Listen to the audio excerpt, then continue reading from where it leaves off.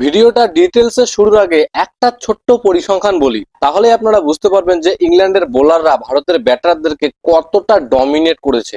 মাঠের side boundary ছিল অনেক বড় আর সোজা স্ট্রেট বাউন্ডারি ছিল একদম ছোট। তাহলে নর্মালি যে কোনো টিমই কি করবে, সোজা স্ট্রেট বাউন্ডারিকে টার্গেট করবে। কিন্তু ইংল্যান্ডের বোলাররা ভারতের ব্যাটারদেরকে স্ট্রেট বাউন্ডারিতে একটা বাউন্ডারিও মারতে দেয়নি। ছয় তো দূরের কথা, একটা চারও মারতে পারেনি সোজা স্ট্রেট বাউন্ডারিতে ভারতীয় ব্যাটাররা। ডাউন দ্য গ্রাউন্ড টোটাল 15টা বল তারা মেরেছে, সেই 15 বলে পেয়েছে মাত্র 9 রান। আর অন্যদিকে স্ট্রেট বাউন্ডারিতে ইংল্যান্ডের ব্যাটাররা দুটো 6 আর দুটো 4 মেরেছে। এর থেকে আশা করি আন্দাজ করতে পারছেন ইংল্যান্ডের বোলাররা কতটা পারফেক্টলি তাদের প্ল্যানকে এক্সিকিউশন করেছে। প্রথম ওভারের প্রথম বল থেকেই ইংল্যান্ডের বোলাররা তাদের প্ল্যান অনুযায়ী কাজ শুরু করে। জোফরা আর্চার সূর্যবংশীকে প্রথম বলই শর্ট বল করেন, পুরা ওভারটাতে শর্ট বল করে, শুধুমাত্র লাস্ট বলে গিয়ে একটা ইয়র্কার করে। অন্যদিক থেকে জস টং এসেও সেই শর্ট বলই করতে থাকে, যার ফলে প্রথমে সূর্যবংশী জোফরা আর্চারকে একটা পুল শট খেলতে গিয়ে এক্সট্রা বাউন্সের জন্য ক্যাচ তুলে দেয়। তারপর ঈশান কিশনও আগের ম্যাচের মধ্যে একদম সেম ভাবে আবার পুল শট খেলতে গিয়ে আবার একটা ক্যাচ তুলে দেয়। দুটো উইকেটই ভারত হারায় এক্সট্রা বাউন্সের জন্য। জোফরা আর্চার আর জস টং শুরু থেকেই লাগাতার শর্ট লেন্থে বল করে যাচ্ছিল, সেজন্য প্ল্যান অনুযায়ী তারা থার্ড ম্যান আর ফাইন লেগে তাদের বেস্ট দুজন ফিল্ডারকে রেখেছিল।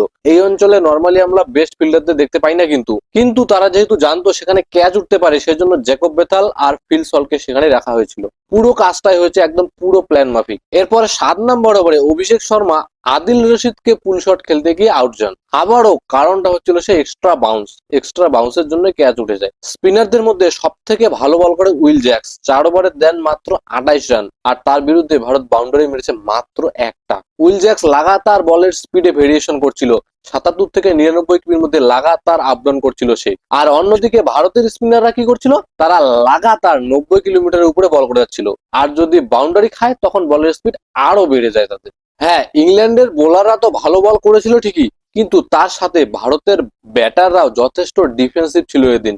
বিশেষ করে তাদের মাইন্ডসেটের দিক থেকে পুরোপুরি ডিফেন্সিভ ছিল তারা। ইংল্যান্ডের বোলারদেরকে লাগাতার একই লাইন লেন্থে বল করে যেতে দিয়েছে তারা, কখনোই তাদের লাইন লেন্থ থেকে সরানোর জন্য চেষ্টাই করেনি। আর এই ডিফেন্সিভ মাইন্ডসেটের জন্য ইংল্যান্ডের স্পিনাররা যখন ফুল লেন্থে বল করে তখনও তারা সেটাকে বাউন্ডারি মারতে পারেনি। 4 মিটার বা তারও বেশি ফুল লেন্থে বল ইংল্যান্ডের স্পিনাররা করেছিল 11 বার। সেই 11 বলে ভারত তুলছে মাত্র 13 রান, বাউন্ডারি মেরেছে মাত্র একটা। এভাবে পাওয়ার প্লে আর মিডল ওভার চালানোর পরে ডেথ ওভারেও ইংল্যান্ডের বোলাররা দেখালো কিভাবে পরিবেশ পরিস্থিতিকে কাজে লাগাতে হয়। কন্ডিশনের পুরো ফায়দা তুলেছে তারা। জোফরা আর্চার আর জস টং লাগাতার স্লোয়ার বল করে যাচ্ছিল। স্লোয়ার বলও কিন্তু ফুল লেন্থে না, একটু back of the length slower বলই তারা করছিল। আর স্যাম কুরান তার সাথে ইয়র্কার বলও করছিল। ইংল্যান্ড সিমারদের লাস্ট 3 ওভারে ভারত তুলেছে মাত্র 17 রান, যার মধ্যে বাউন্ডারি মারতে পেরেছে মাত্র একটা। এই 3 ওভারে তারা মোট 10টা স্লোয়ার বল করেছে।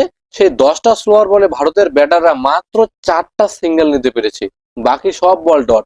আর তারা দুটো উইকেটও হারিয়েছে, তিলক বর্মা আর ওয়াশিংটন সুন্দরের। পিচের এক্সট্রা বাউন্স, সাইডে লম্বা বাউন্ডারি আর ভারতীয় ব্যাটারদের হার্ড লেন্থের বলকে খেলতে না পারার দুর্বলতা, এই সব কিছুর একদম পুরোপুরি ফায়দা তুলেছে ইংল্যান্ডের বোলাররা পারফেক্ট প্ল্যানিং আর সেই প্ল্যানিং এর পারফেক্ট এক্সিকিউশনের মাধ্যমে। বিশ্বকাপ জয়ী এই ভারতের ব্যাটিং লাইন আপকে কিভাবে আটকাতে হয় সেটা তারা একদম পারফেক্টলি দেখিয়ে দিল।